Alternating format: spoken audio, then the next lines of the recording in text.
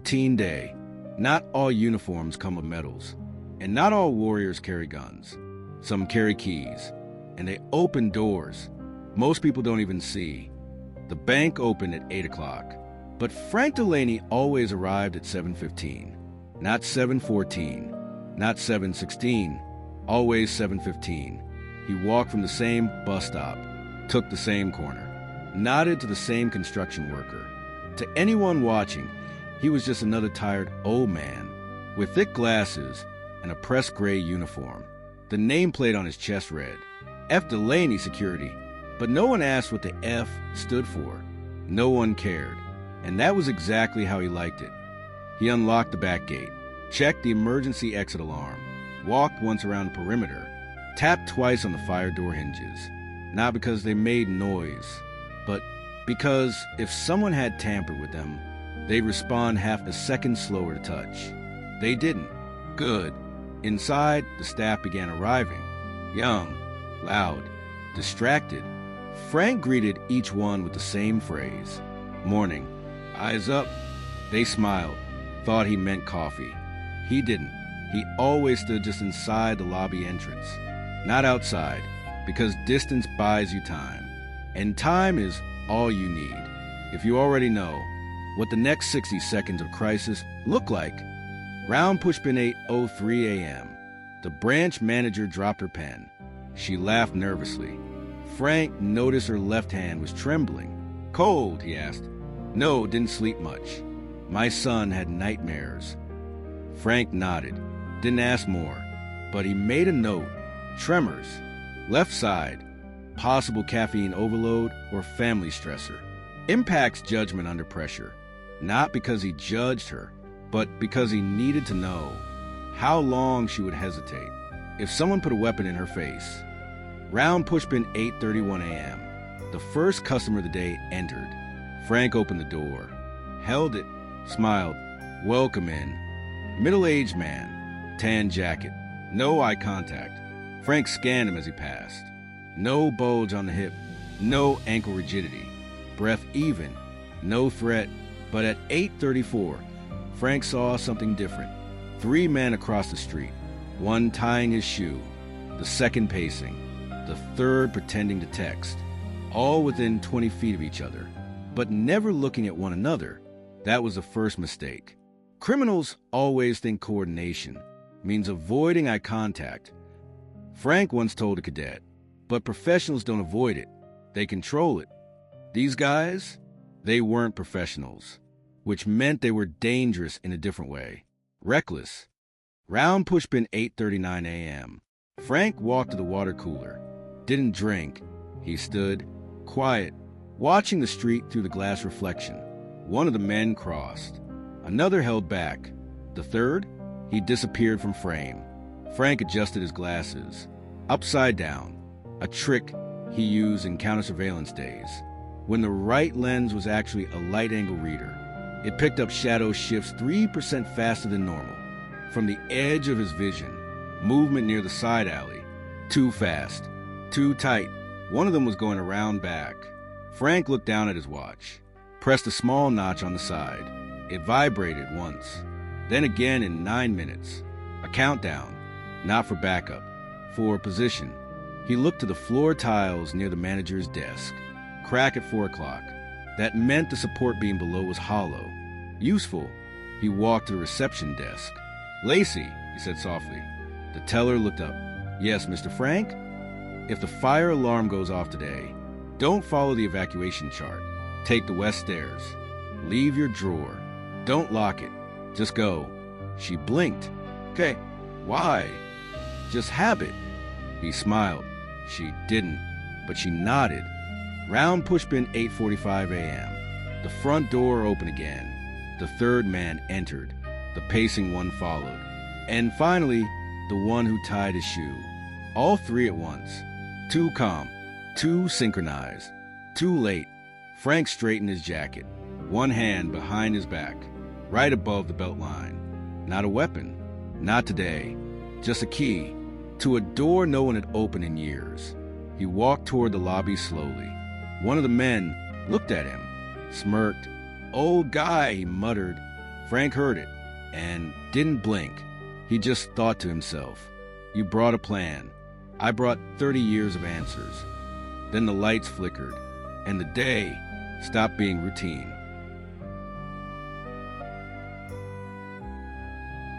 The Wrong Bank, Candle, Houston, Texas, March 14th, 8:46 a.m./Prairie and South Bank Banks of BC.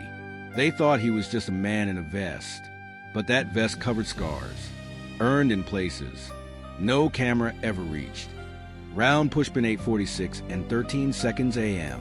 The first man drew his weapon. Compact, matte black, unregistered. He pointed it at the ceiling and fired once. A dry crack split the air. Ceiling tile dust drifted down. Everyone in the lobby froze. Screams. Hands in the air. Phones dropped. One teller collapsed. One customer ran. One child began to cry. The second man vaulted the counter. The third stood near the exit, controlling the door. The entire job was meant to take 6 minutes. But the moment they fired that first shot, they had already lost. Round pushpin 8:46 and 39 seconds a.m. Frank didn't move. He was 3 meters from the nearest robber. Too far to strike. Too close to draw. But he had already picked his mark.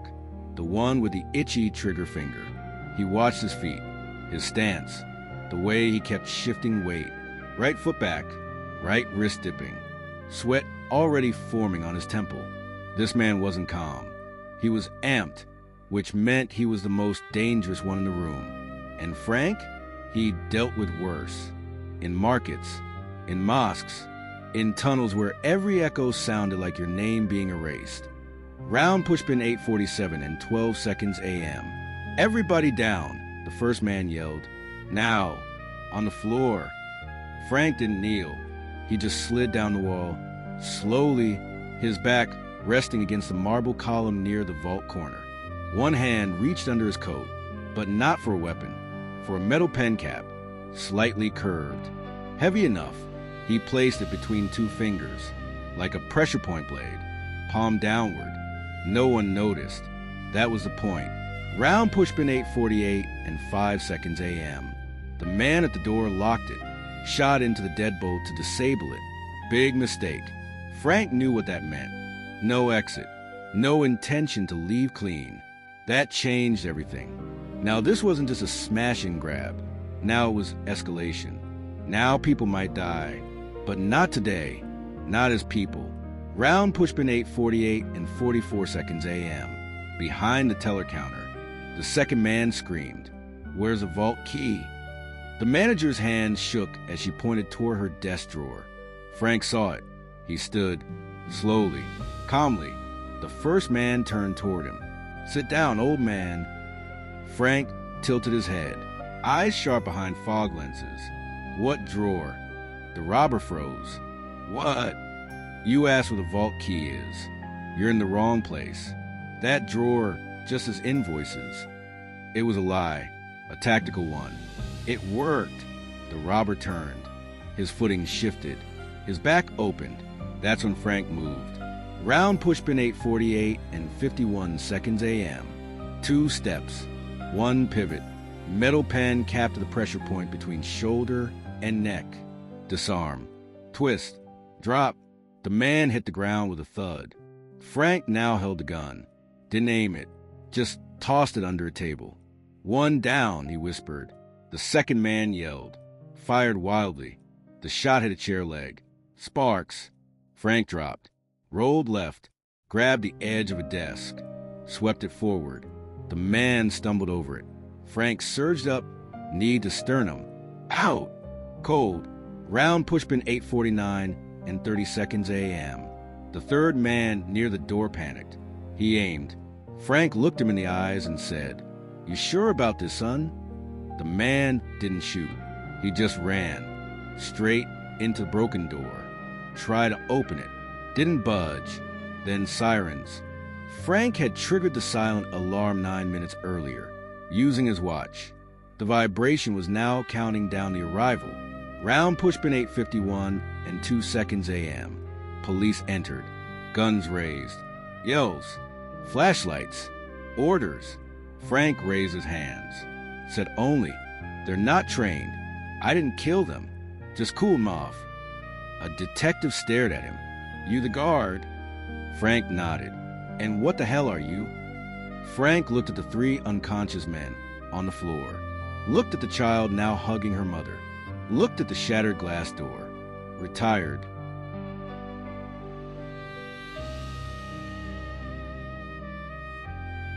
The eyes that never blinked. Candle Houston PD Evidence Lab, March 15th, 10:36 a.m. Some men don't need backup plans because they are the backup. Run that again. Detective Marla Jenkins said, leaning in. The tech restarted the footage. Lobby, 8 hours, 44 minutes, and 3 seconds. Frank Delaney stands by the reception desk. The moment is still. Nothing unusual, but Marla watches him. Not the robbers, not the vault, just him. He shifts his glasses, adjusts his jacket, taps his watch once, looks to the south window, then rests his left foot slightly behind the right. Seconds later, the robbery begins. That's not reaction. She murmurs. That's preparation. Round Pushpin, Houston FBI Field Office, March 15th, 12:15 p.m. Agent Michael Raines, 30 Cyber Ops, watched the same footage. Frank's background check was on screen. Military service, flagged, redacted, decorated, but nothing since 2011. Retired with honor, no intel position, no active reserve. Why would a man like that take a bank security job for $13 an hour? Raines asked aloud. No one answered, because everyone knew the answer, because he wasn't done yet. Round Pushpin South Bank Branch, March 15th, 2:03 p.m. Back at the bank, the branch manager sat with Marla Jenkins. We thought he was just sweet, quiet, private. He brought coffee to the tellers every Monday. Marla asked, did he ever mention his past? No, but sometimes if we asked what he did before this, he'd say, I use unlocked doors for people. Marla raised an eyebrow. What kind of doors? He never said. Round Pushpin Frank's apartment, March 15th, 4:40 p.m. The room was small, clean, sparse furniture. No photos, no trophies, just a small bulletin board with paper scraps tacked up. They weren't notes, they were patterns, drawings of foot traffic paths, side door entries, streetlight angles. In the center, a floor plan of the bank with pen markings, entry breach point, line of sight zones, reaction time estimations, 9-minute alarm offset, circled twice. Underneath, better to be ready than remembered. Round Pushpin Houston PD, March 16th, 8:12 a.m. Detective Jenkins reviewed Frank's statement. It was exactly 83 words long. It mentioned no violence, no tactics, no assumptions. Just, I did what I was trained to do when things stopped looking normal. She called Frank in. He arrived 3 minutes early, still wearing his uniform, still calm. She asked, why didn't you draw your weapon? Frank replied, because panic spreads, violence echoes. I needed to end it before either of those started. She nodded, but couldn't help herself. You weren't just reacting, Frank. You were watching for this. How did you know? He looked at her, not smug, not proud, just solid. You ever watch water before it freezes? There's a stillness, but if you've seen it happen enough times, you recognize the quiet. Round Pushpin FBI internal memo, March 17th. Subject, Frank Delaney. Tactical behavior during March 14th South Bank incident. Analysis suggests intentional prepositioning, environmental mapping, and combat level takedowns. Recommend discrete psychological profile review. Potential asset for field behavioral training unit, if reactivation permitted.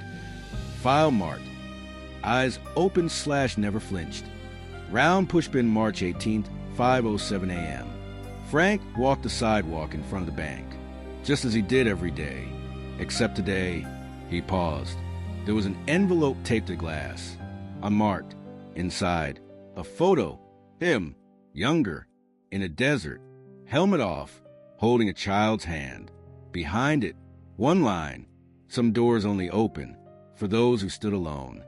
He folded it, didn't smile, just tucked it inside his jacket, and kept walking the perimeter.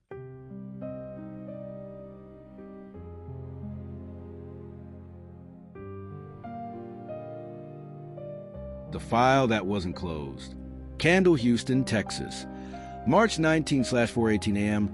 to 7:01 p.m. Some files are marked closed, but some men live, like the next page hasn't been written yet. Frank Delaney didn't wake up at 4:45 that morning, as he usually did. Today, his eyes open at 4:18. No sound, no reason, just stillness and a feeling he hadn't had in years. Not since that one night in Afghanistan, before the mission went south, before convoy never came back. It wasn't fear, it wasn't pain, it was presence. Something was moving, but it hadn't moved yet. Round Pushpin, March 19th, 6:12 a.m. Frank walked the same sidewalk as always. Same pace, same posture, same right hand hovering near his jacket hem. But this morning, he checked the glass reflections, not to see himself, to see if someone else was matching his rhythm. There it was, a figure 2 storefront behind, blending in, too still, not a threat, not yet, but watching. Frank didn't look back, didn't break stride, but one thought pulsed through his mind. Someone's learning me, but not for the first time. At the bank's front door, he saw a mark on the glass. Shoe tread, left sole, toed inward, not from wind, not from the staff. An observation position, testing field of view. He was being studied, so he changed nothing, because that's what pros do when they're already inside the game. Round Pushpin, March 19th, 10:04 a.m. FBI Internal, Arlington Archive Division. Is the Delaney file still open? Came the voice over internal comms. Officially closed. Unofficially, still tagged under active residual. Meaning the file doesn't move, but the man still does. And the system doesn't know what to do with that. Round Pushpin, March 19th, 7:01 p.m. Frank returned to his apartment. Nothing was out of place, but the air was too clean. He checked the mailbox. One slip of paper. No envelope. The lock you picked in Fallujah still talks. He stared at it, turned it over. GPS coordinates, handwritten, 29.763, 2 degrees north, 95.363, 3 degrees west. A part of Houston he hadn't stepped into in years. He folded the note, didn't smile, didn't frown. He just whispered, "You're not warning me, you're inviting me." Round Pushpin, March 21st, 3:11 a.m. The warehouse was quiet, abandoned. The coordinates were exact. Inside, a faint red light from an old CRT monitor. On the screen, if you're reading this, you were never retired. Below that, folder Delta 6, unresolved. He stood there for minutes, didn't touch the keyboard, didn't check the files. He didn't need to. That's not a file about me. That file lives inside me. He turned, walked out, never looked back. Round Pushpin, March 21st, 5:56 a.m. The next morning, outside the bank, a boy sat near the entrance, hugging his backpack, a hand-drawn cardboard sign at his feet. "I'm early. Mom works late." Frank knelt, offered the kid a bottle of water, sat beside him, quiet, still, present, then softly. Sometimes the ones who don't speak loudest keep the most people safe. A block away, a long lens camera zoomed in. Frank didn't turn. He didn't need to. He knew someone was watching now, but it wasn't surveillance. It was acknowledgement. He'd been seen again by people who still knew what to look for.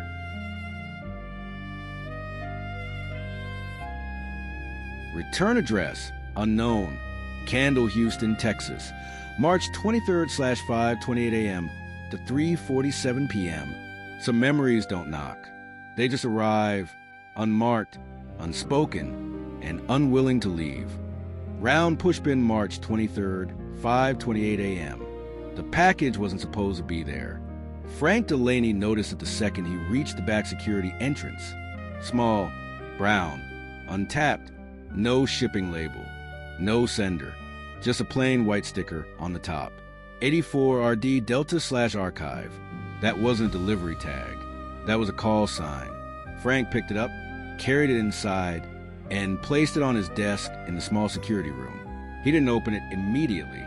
He stared at it, breathed, waited, only when the ticking in his watch aligned with the second hand on the wall clock. Only then did he slice the tape. Inside, a black and white photo, a dusty VHS tape, and a handwritten note. You broke protocol. That's why you lived.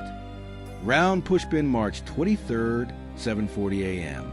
The only place in the building with a working VCR was the sub-basement break room. Frank inserted the tape. The screen flickered to life. Static, then a timestamp. Operation, carbon trace. Date, April 18, 1984. Status, terminated. All witnesses deceased.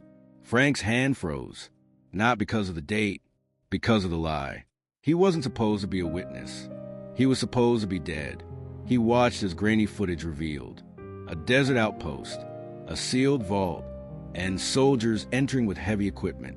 Gas masks, thermal packs, no insignias. Inside, that vault was not money, not documents, but containment units. Units that weren't empty, units that moved. Frank remembered the moment the first one opened.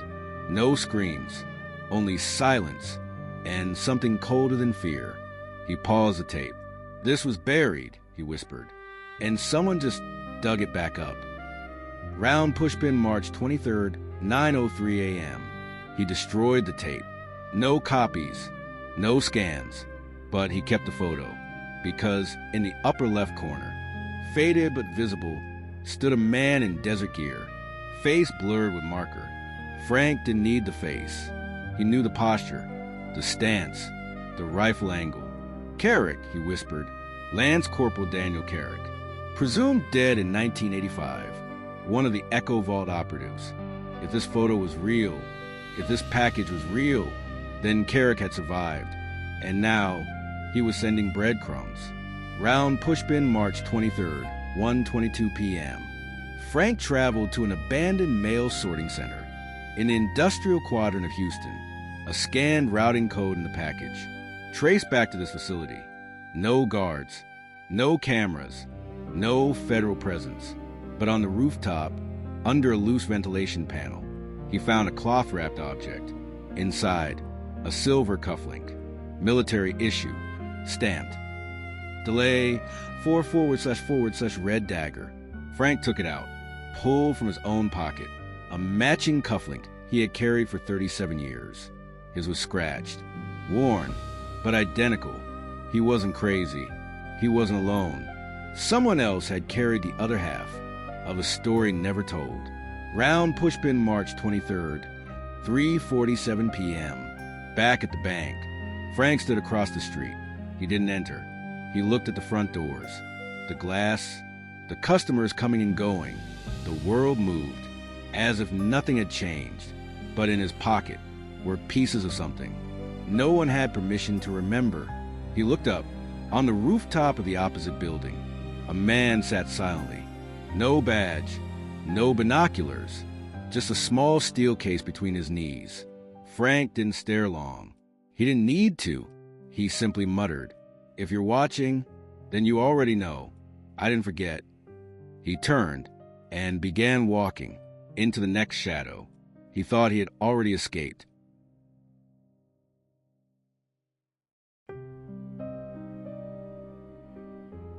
The Man Who Refused to Sleep. Candle, March 24th, 3:19 a.m. /Texas Hill Country. Outside an abandoned facility. Some ghosts don't hide in shadows. They walk into the light to see who's still brave enough to follow them back.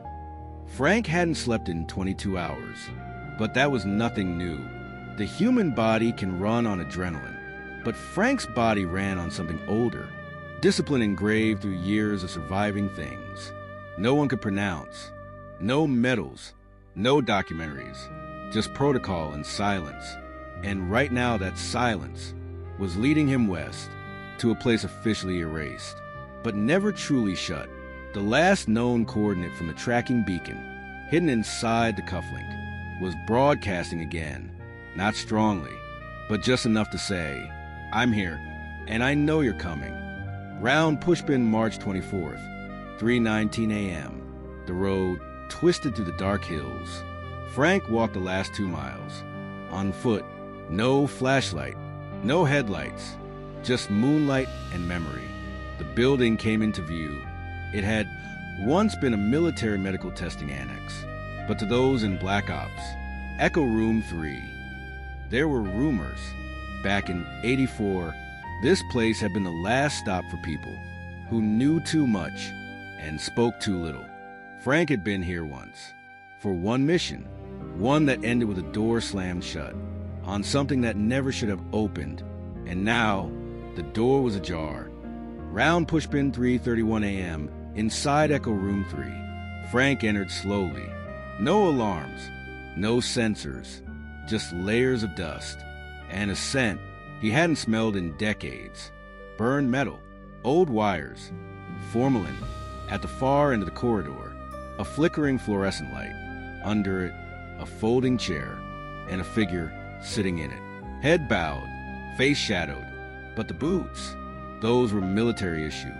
Worn smooth, identical to Frank's. Frank didn't reach for a weapon. He didn't stop walking. The man lifted his head. His voice was a crack in history. "You didn't forget, after all." Frank froze, eyes locked. Carrick. Round Pushpin, 3:34 a.m. The man who was once Lance Corporal Daniel Carrick looked older, hollow but sharp. One eye twitched. One hand was gloved. The other? Gone, replaced by a high-grade mechanical prosthetic. Not government issue. Private. Modified. Frank studied him. "They said you were dead." Carrick shrugged. "They told you I was." "Why now?" Frank asked. "Because the vault is pulsing again." Frank didn't ask what that meant. He already knew. There had been a signal inside the vault. Biological? Maybe. Synthetic? Likely. It had shut down in '85. Frank had been one of 3 to see it. Only one remembered it fully. And now Carrick was back. And he wasn't alone. Round Pushpin, 3:41 a.m. Carrick tossed a small device to Frank. Palm-sized. Casing cracked. They activated a beacon 6 months ago. Black channel. Only picks up at this elevation. And only with the red dagger sync code. Frank turned the device in his hand. The code was burned in by hand. So they're trying to open again. Carrick nodded. Or let out what never left. Frank exhaled slowly. The silence between them wasn't awkward. It was mutual understanding. The kind forged in places where sound gets you killed. Round Pushpin, 3:47 a.m. Frank sat down across from Carrick. Neither man spoke for almost a full minute. Then Frank said, "So what now?" Carrick smiled, broken, weary. "Now we do what we're trained to do." "And what's that?" "Erase what's trying to remember itself." Frank looked at the vault door in the back of the facility. Still sealed, but not for long. He stood. "Then we start by rewriting the access logs." "Already done," Carrick said. Frank looked back. The lights in the corridor were flickering in a pattern. Morse. Someone else was listening, and the war wasn't over.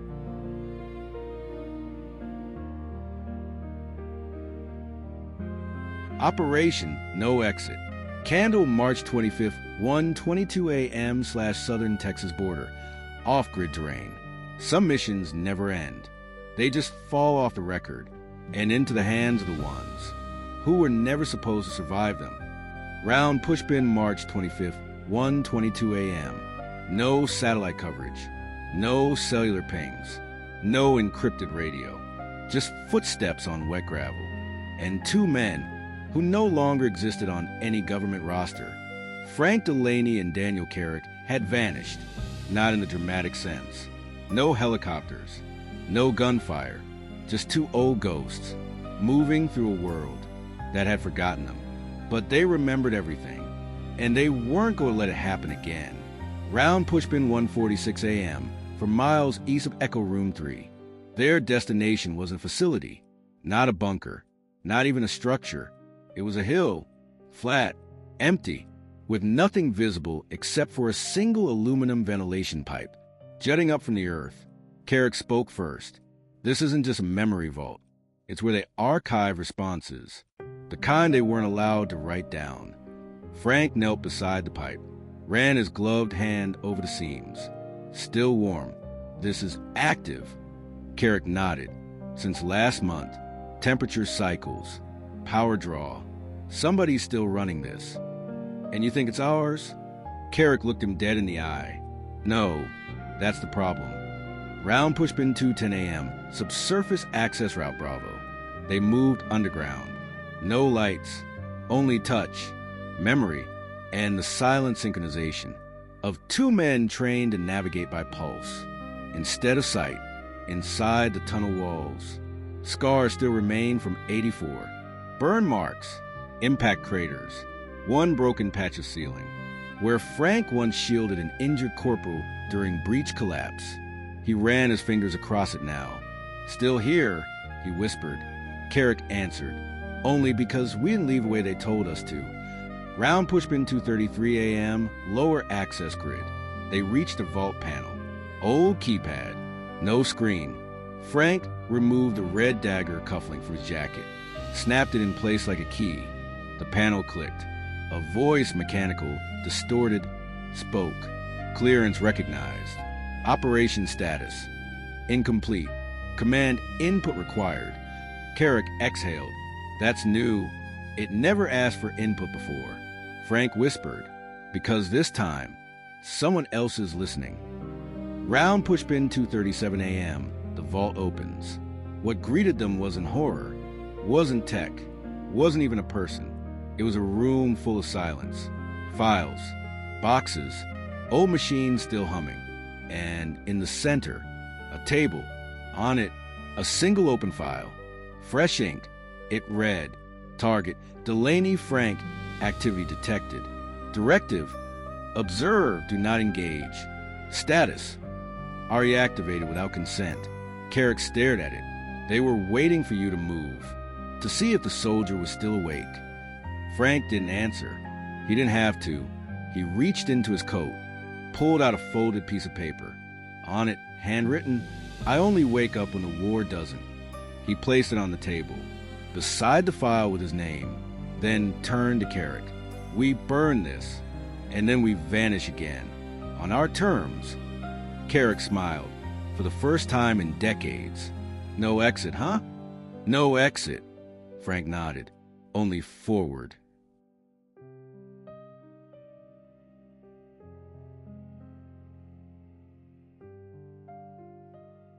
Only forward. Candle undisclosed as his own. March 25th, 3:12 a.m. to 7:06 a.m. Some men don't come home because they got lost. They don't come home because the fight never gave them back. Round pushpin 3:12 a.m. Deep storage chamber / echo facility. Frank Delaney and Daniel Carrick stood in the center of the last room. A room not built for people, but for memory. Metal cabinets lined the walls. Each drawer labeled in code only 5 people in the country could still understand. But Frank wasn't here to understand anymore. He was here to finish what no one else had the courage to remember. On the table in front of him, a match, a flask of industrial solvent, and one final file, marked not with mission code, but a name. Frank Delaney, strategic retention / tier red / ghost active. Frank's hand hovered over it. He didn't touch it. He just asked, how long have they been watching me? Carrick didn't speak. He looked away. That was the answer. Round pushpin 3:23 a.m. Backup core room. They moved to the terminal. No fingerprint. No password. Just breath. Just intention. Frank inserted the cufflink once again. A prompt appeared. Clearance accepted. Final action? Frank typed. Delete /lock /no trace. The system hesitated. not because of protocol, but because the system itself was built to survive its own creators. And yet, after 7 seconds, the cursor blinked twice. Execution queued. Round pushpin 4:06 a.m., surface exit route. Dawn hadn't come, but something softer had. Regret. They sat outside the sealed vault door. The desert air was cold. Still, Carrick lit a cigarette, offered one to Frank. Frank refused. Gave that up. What habits? Carrick smirked. Frank shook his head. Gave up waiting for people to understand why we stayed quiet. They watched the horizon. The facility behind them would begin deletion within the hour. No trace. No signal. Just silence again, as it was before. Do you think it mattered? Carrick asked. To them? No. To us? It's all we ever had. Round pushpin 5:11 a.m., southbound dust trail. They didn't drive. They walked. 2 older men, boots heavy, footsteps measured. No destination spoken aloud. Only this. Every few miles, Frank would look up, as if expecting a voice, or a gun, or a drone. But nothing came, and that was harder, because silence, when you've lived your whole life in noise, feels like a punishment. They'll build another vault, Carrick muttered. Then we burn that one too. You tired? I'm tired of remembering alone. Round pushpin 6:17 a.m. Rest stop outside Marfa, Texas. They stopped for water. The attendant, a teenage boy, glanced at Frank's jacket. You guys military? Frank paused, looked at the boy, saw innocence, saw a life that didn't need to know. Used to be. Cool. What branch? The one that doesn't show up on TV. The boy laughed. Frank didn't. He just nodded, then left a $20 bill and walked out. Round pushpin 7:06 a.m., highway shoulder/final scene. They reached a rise in the road. Behind them, nothing. Ahead, more the same. Frank sat on the guardrail, unzipped his coat, took out one last photo. The bank, a child waving through glass. Frank traced the image with his thumb. Carrick stood behind him. You think he'll remember you? Frank shook his head. He's not supposed to. Carrick placed a hand on his shoulder. Then why do we do it? Frank looked forward, eyes open, voice steady. Because somebody has to leave the door open, even if they never walk through it. Candle, end of season 1. Military medal Silent Stories presence. The guard who didn't flinch. He didn't die in war. He didn't live in peace. He just stood quietly, where danger once whispered, and memory refused to fade.